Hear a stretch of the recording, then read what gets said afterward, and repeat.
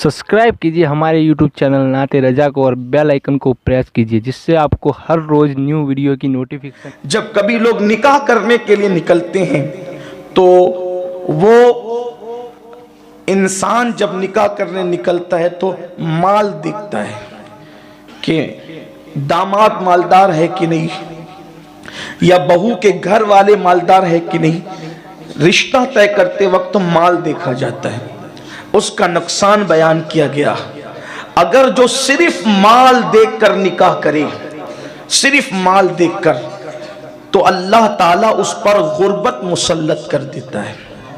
यानी जिन्होंने सिर्फ माल देखा और माल की बुनियाद पर जिन्होंने निकाह किया, और मैं समझता हूं कि शायद अल्लाह के हबीब सल्लल्लाहु अलैहि वसल्लम का ये फरमान कहीं ना कहीं हमसे फरामोश हो रहा है कि जब हम रिश्ता देखने के लिए निकलते हैं तो बेटी वहां देंगे जो मालदार घराना है, और बहू वहां से लाएंगे जो मालदार घराना है। यानी लालच लालच और लालच। मैं ये भी नहीं कहता कि आप किसी को भी उठा करके दे दें, कम से कम ये तो होना चाहिए कि आप बेटी जहां दे रहे हैं तो वो आपकी बेटी को खुश रख सके, कम से कम खाना पानी दे सके, अच्छा लिबास दे सके, अच्छे मकान में रख सके, ये तो होना ही चाहिए। और जो नानो नफका न दे सके उसके लिए निकाह भी जो है वो मेरे आका सल्लल्लाहु अलैहि वसल्लम ने लाजिम करार नहीं दिया है, बल्कि बात सूरतों में तो उसको मना किया गया है जो नानो नफका नहीं दे सकता। तो मेरे प्यारे आका सल्लल्लाहु अलैहि वसल्लम के प्यारे दीवानों, अल्लाह अकबर।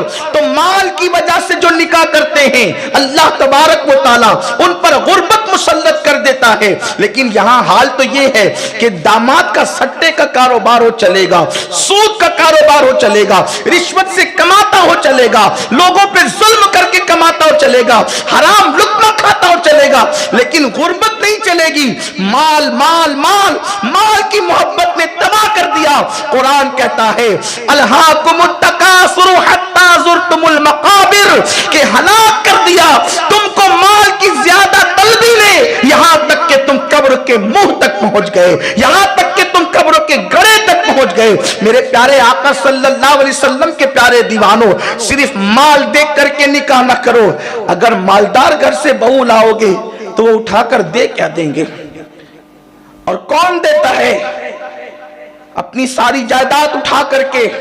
अच्छी तरह याद रखो, इंसान देता है तो अपनी ताकत के मुताबिक देता है, और अल्लाह देता है तो अपनी शान के मुताबिक अता करता है। लोगों से उम्मीदें वाबस्ता करने वालों, अल्लाह के हबीब सल्लल्लाहु अलैहि वसल्लम ने इरशाद फरमाया कि जो सवाल का एक दरवाजा खुद खोलता है, अल्लाह उस पर सवाल के 100 दरवाजे खोल देता है।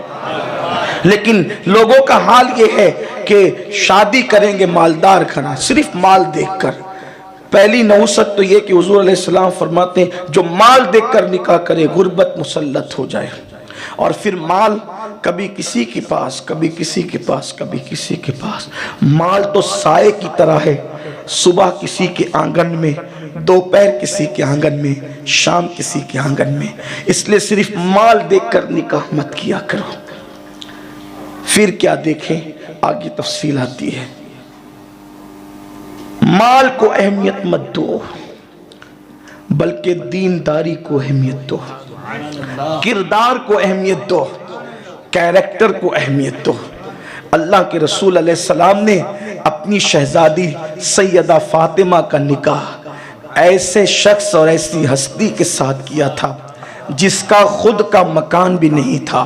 लेकिन अल्लाह के रसूल अलैहिस्सलाम जिस वक्त सैयदा का रिश्ता तय कर रहे थे, फरमाया था फातिमा, मैंने अपने खानदान के सबसे बेहतरीन इंसान के साथ तेरा निकाह करने का इरादा किया है। हुजूर ने कहा मेरे खानदान में जो सबसे बेहतरीन था मैंने उसका इंतखाब तेरे लिए किया है। तो पता चला कि दीनदारी को अहमियत होनी चाहिए। इसलिए याद रखना, मालदार शख्स मालदार बेटा पैदा करे ये कोई जरूरी नहीं है। मालदार माँ मालदार बेटा पैदा करे ये कोई जरूरी नहीं है। लेकिन दीनदार माँ बाप दीनदार औलाद ही पैदा करते हैं। लोग कहते हैं गौस पाक कितने नेक थे। मैं कहता हूं आम वली की पैदाइश के लिए बाप साले हो और माँ खैर हो, लेकिन वलीयुल औलिया की पैदाइश के लिए फिर साले बाप नहीं चाहिए बल्कि अबू साले चाहिए, और माँ खैर नहीं बल्कि उम्मुल खैर चाहिए। जब अबू साले बाप हो और उम्मुल खैर माँ हो तो फिर गौसुल आदम दस्तगीर जैसा बेटा दुनिया में आता। और अहले सुन्नत का इमाम फिर उनकी शान यूं गुनगुनाता है कि शुक्र के जोश में जो है वो तुझे क्या जाने, खिज़्र के होश से पूछे कोई रुतबा तेरा। नारे तकबीर, नारे रिसालत, शाने गौसे आजम। मालदार माँ बाप मालदार औलाद पैदा नहीं कर सकते, ये जरूरी नहीं है, लेकिन दीनदार माँ बाप दीनदार औलाद ही पैदा करते हैं। देख लें आप, बहुत सारे मालदारों की औलाद ऐसी है जो आज लोगों के यहाँ नौकरियां कर रही है, और बहुत सारे ठेला गाड़ी चलाने वाले की औलाद ऐसी है जो महलों में जिंदगी गुजार रही है। तो पता चला मालदारी विरासत में नहीं मिलती, ये मालदारी जो है अल्लाह की अता से मिलती है, तकदीर में लिखी होती है तो मिलती है, वरना अल्लाह अकबर वो मुगल इसी हिंदुस्तान में जिन्होंने जो है वो तैमूर के दौर से बहादुर शाह जफर के दौर तक हुकूमत की। मुगलों का आगाज तैमूर के दौर से होता है और इख्तिताम बहादुर शाह जफर के दौर पे होता है। आज मुगल बेशुमार हिंदुस्तान में मौजूद है। कोई चाय का ठेला लगाता है, मुगलों में आज भी कोई चाय का ठेला लगाता है, कोई भीख मांग रहा है, कोई भीख मांग रहा है, कोई होटल में काम कर रहा है। क्या कभी किसी ने सोचा भी था कि वो अकबर आजम जिसको अकबर द ग्रेट कहते हैं, किसी ने सोचा भी था वो शाहजहां जिसे ताजमहल का बानी कहते हैं, किसी ने सोचा भी था औरंगजेब की औलाद, बहादुर शाह जफर की औलाद, अकबर आजम की औलाद, हुमायूं की औलाद, तैमूर की औलाद होटलों पर भी काम करती नजर आएगी। लेकिन ये कुदरत की शान है, कुदरत कभी फकीरों के हाथ में हाथ से कटोरा लेकर उन्हें तख्त व ताज अता करती है, और ताजदारों का ताज छीन करके उनके हाथों में भीख के कटोरे अता करती है। ये अल्लाह की शान है। हुजूर ताजुश्शरिया ने फरमाया कि जमीन पे हवा में उड़ने वालों, हवा में उड़ने वाले यूं न इतराए निदा कर दे, वो जब चाहे जिसे चाहे उसे फरमा रवा कर दे।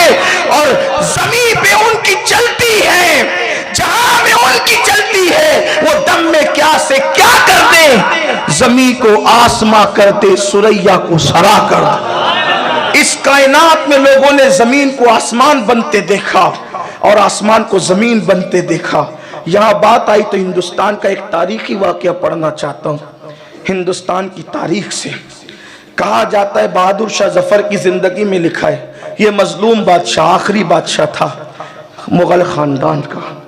इसकी जिंदगी में आता है बहादुर शाह जफर की कि जब ये दस्तरखान लगवाते थे ताजमहल में सिर्फ नाश्ते का, तो 200 डिशें लगा करती थी। मौरिख ने कहा तक इंसाफ किया, ये वो जाने, लेकिन तारीख में मौजूद है 200 डिशों से नाश्ता होता था बहादुर शाह जफर के यहाँ। और दस्तरखान पर बड़े बड़े उमरा और वज़रा होते थे। लेकिन जब बहादुर शाह जफर अपनी जिंदगी का आखिरी मुकद्दमा अंग्रेजों की कचहरी में लड़ रहे थे, तो उस वक्त बहादुर शाह जफर के सर पे मैली कुचेली टोपी थी और उनको जो है वो बैलगाड़ी में बिठा कर लाया गया था।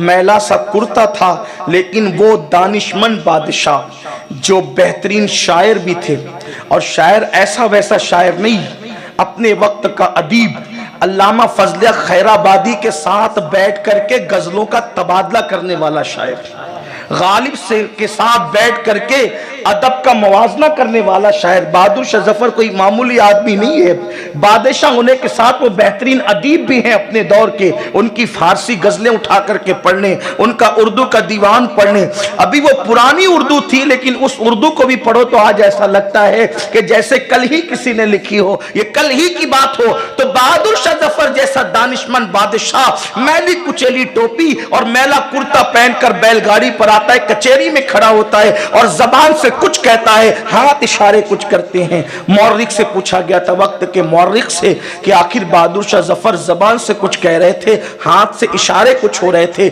इशारे और जबान में फर्क क्यों था? तो मौर्रिख लिखता है, इसलिए कि बादशाह कई दिन का भूखा था, भूख की वजह से उसकी जबान कुछ बोल रही थी और हाथ इशारे कुछ कर रहे थे। 200 डिशों का नाश्ता करने वाला बादशाह, एक दिन ऐसा भी आया कि वो रोटी के टुकड़े को तरस गया। मौर्रिख ने यहां तक लिखा, एक दिन उसने अंग्रेजों की जेल में ये कहा कि मुझे नाश्ते की सुबह सुबह आदत है और मैं आला किस्म का नाश्ता करता हूं, मुझे नाश्ता चाहिए। अंग्रेजों ने कहा था इंतजार करो, और एक तश्त लाया गया रेशमी कपड़े से ढांक करके, लो बहादुर शाह तुम्हारा नाश्ता तैयार है।